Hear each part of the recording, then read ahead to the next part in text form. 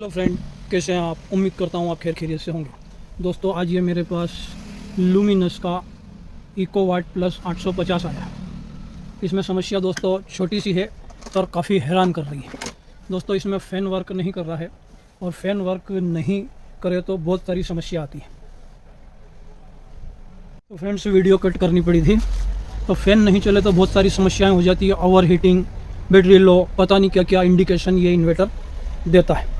तो उसके लिए दोस्तों सबसे पहले मैंने इसकी सर्किट को खोल लिया है और प्रथम दृष्टिया ये यहाँ पर एक BD139 ट्रांजिस्टर लगा हुआ होता है। किसी किसी सर्किट में दोस्तों ट्रांजिस्टर नहीं होता है और इस IC से ही डायरेक्ट इसका संपर्क होता है। इसमें BD139 है, उसे मैंने बाहर निकाल लिया है।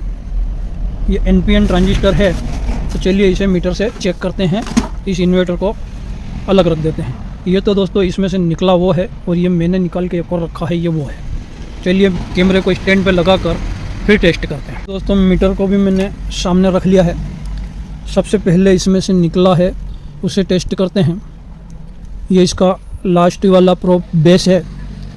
ये बेस से कलेक्टर ये बराबर रीडिंग दे रहा है और ये बेस से ईमीटर ये रीडिंग दोस्तों इसकी गलत है। अभी इन दोनों को भी टेस्ट कर लेते हैं, नहीं बता रहा है। प्रोब उल्टी करके देख लेते हैं, ये रीडिंग भी इसकी गलत है। अब ये अच्छा वाला ले लेते हैं। ये बेस से कलेक्टर 530 और ये बेस से ईमीटर 530 और इन दोनों को भी देख लेते हैं, नहीं और ये नहीं। ये ट्रांजिस्टर दोस्तों ख़राब है। तो चलिए इसमें नया लगाते हैं और फिर इसे देखते हैं। ये ट्रांजिस्टर इसमें लगा दिया है। ज़रूरी नहीं कि ये ट्रांजिस्टर लगाने के बाद चल ही जाए, क्योंकि IC से भी इसका संपर्क है। कौन सी IC है वो भी मैं आपको बतलाऊंगा। पहले मैं इसे अच्छी तरीके से लगा लेता हूँ।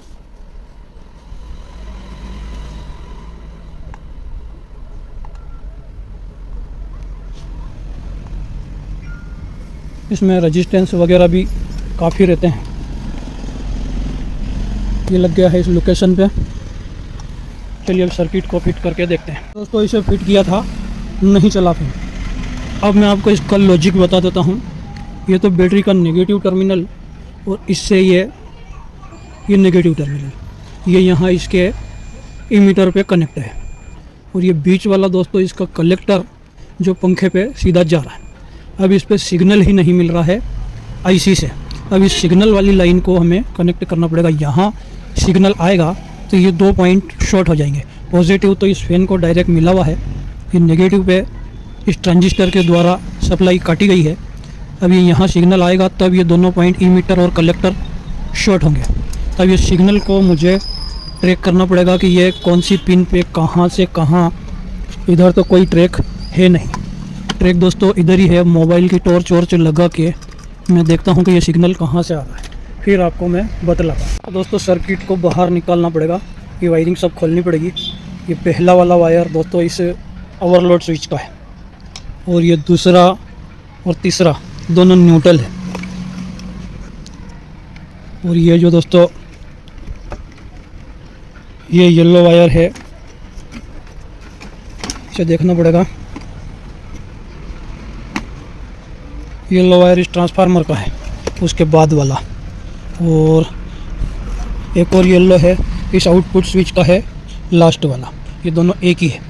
चलिए ये बाहर कर लेता हूँ सब। तो दोस्तों, सर्किट को बाहर निकाल लिया है और दोस्तों इसके बेस पे जो सिग्नल आ रहा है वो ये यहाँ एक छोटा सा ट्रांजिस्टर और है। अब उसके ईमीटर से आ रहा है, कलेक्टर से आ रहा है। वो मोबाइल कैमरा स्टैंड पे लगाने के बाद इसे मैं आपको जूम करके बतलाता हूँ। ये ट्रैक चला है यहाँ से और इस ट्रांजिस्टर पे आया है। हाथ भी काफ़ी हल रहा है। तो ये NPN है, PNP है, क्या है इसे भी देख लेता हूँ मैं। ये अब आपको ठीक से दिखाई दे रहा होगा, ये वाला ट्रांजिस्टर। इसका ट्रैक यहीं से आ रहा है। चलिए मैं आपको मीटर से टेस्ट करा के बतलाता हूँ। मीटर भी दिखाई देता रहे, ऐसी पोजीशन बना लेता हूँ। ये इसका बेस और ये इसका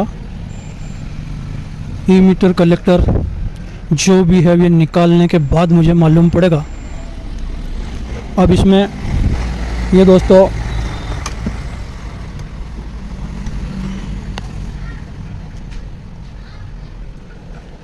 अब हम चेक करेंगे इसे आपस में, ये बराबर बता रहा है और ये बराबर बता रहा है। उल्टा करने पर ये पोजीशन है, ये पोजीशन है। तो ये ट्रांजिस्टर भी ख़राब लग रहा है मुझे।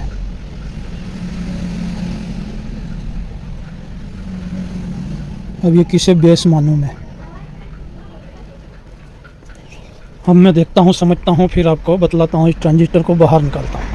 तो फ्रेंड्स ये अब मैं इसे चालू करने लगा हूँ। ये चालू किया और ये इस ट्रांजिस्टर के बेस पे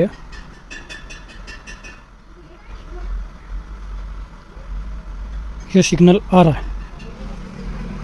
अब ये सिग्नल इस ट्रांजिस्टर के इधर आएगा, तब जाकर ये इस तरफ पास होगा। या तो ये पॉजिटिव है,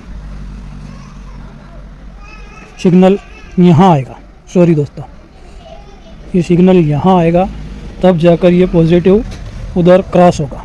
तो सिग्नल नेगेटिव में आना चाहिए। तो फ्रेंड्स इस ट्रांजिस्टर का बेस ये लास्ट वाला है, ये ईमीटर है और ये कलेक्टर है। तो दोस्तों ये जो वोल्टेज मैंने आपको बतलाया था, ये वोल्टेज पास होंगे इस तरफ जब इस पॉइंट पे सिग्नल आएगा जिस पे मैंने वायर जोड़ रखा है। वायर इसलिए जोड़ रखा है कि ये वाया है, वाया से ये आया है ये यहाँ, और यहाँ से ये आया है ये यहाँ तक का हमारा ट्रैक बिल्कुल सही शॉट है, जो अब जाके इस बजर के नीचे है। इस बजर को भी निकालना पड़ेगा। फिर ये ट्रैक वैसे तो ये आईसी पे जा रहा है या इस कंट्रोल कार्ड में जा रहा है, वो देखने के लिए यहाँ ये वायर जोड़ा है। अब इस बजर को भी निकाल लेता हूँ मैं, उसके बाद देखते हैं ये ट्रैक कहाँ जा रहा है। फ्रेंड्स अब इस वायर को ट्रैक किया मैंने, ये प्रिंटर छिला के कंट्रोल कार्ड में गया है, ये यहाँ तक तो आया। अब इसके नीचे जाके ये वापस इस तरफ इस सॉकेट के नीचे है, इस सॉकेट के नीचे है, तो कहीं ना कहीं किसी न किसी रेजिस्टेंस पे तो जा रहा होगा। ट्रैक कर रहा हूँ तो कहीं पर भी इसकी कंटिन्यूटी नहीं आ रही। ये तो रेजिस्टेंस एक दूसरे से मिले हुए रहते हैं।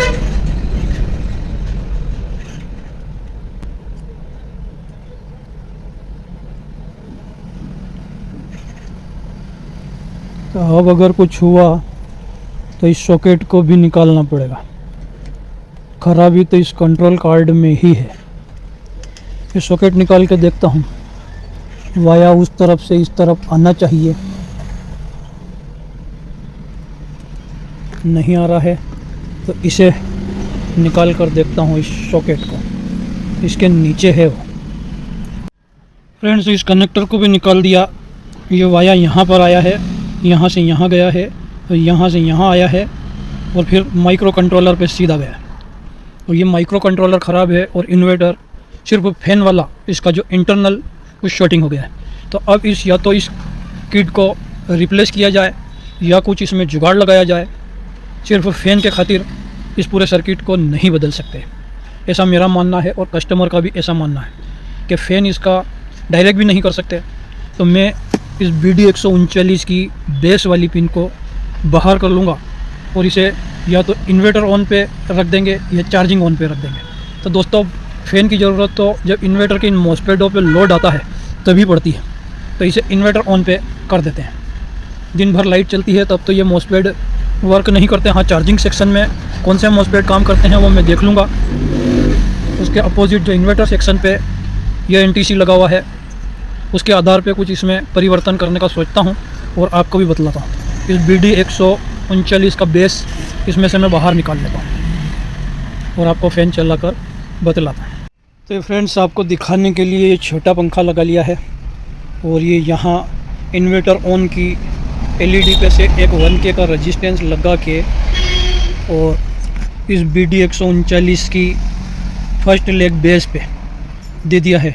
उस सर्किट में से निकल लिया है उसका लेग और इसकी बेस पे ये दे दिया है। और अब मैं इसे आपको चालू करके, ये पंखा चल गया, ये इन्वर्टर बंद हो गया। अभी ये मैं पावर सप्लाई से चला रहा हूँ। अब मैं इसे प्रॉपर फिटिंग कर देता हूँ और चार्जिंग पर भी आपको बतला देता हूँ। चार्जिंग पर नहीं चलेगा, ये इन्वर्टर ऑन होगा तभी चलेगा। या तो एक ये छोटी सी मिस्टेक के कारण इस इन्वर्टर को कबाड़ में दे दो या कंपनी से PCB बुलाओ। कंपनी वाले 2200 रुपये मांग रहे हैं इस PCB पे, सिर्फ पंखा नहीं चल रहा है, बाकी इन्वर्टर प्रॉपर ऑन है। चलिए मैं ये बाकी कनेक्शन करके आपको बतला देता हूँ। फ्रेंड्स, ये मेंस और ये मेंस पे पंखा बंद, और ये अब मैं यहाँ से मेंस बंद करता हूँ और इन्वर्टर चालू करता हूँ, तो ये पंखा चालू हो गया।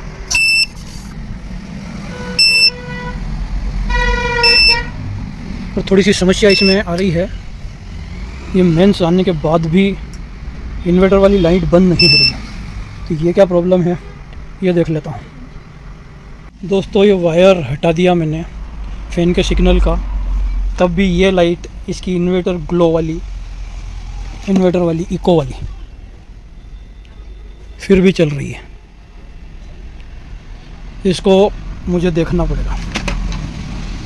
ये स्विच बंद करने पर मेंस पे लाइट बंद हो रही है, या तो ये स्विच ख़राब है, ये उंगली लगाने पर भी चल रहा है।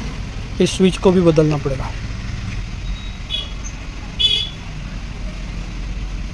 वैसे ये हमारा मेथड तो चल गया है, ये बंद हो गई।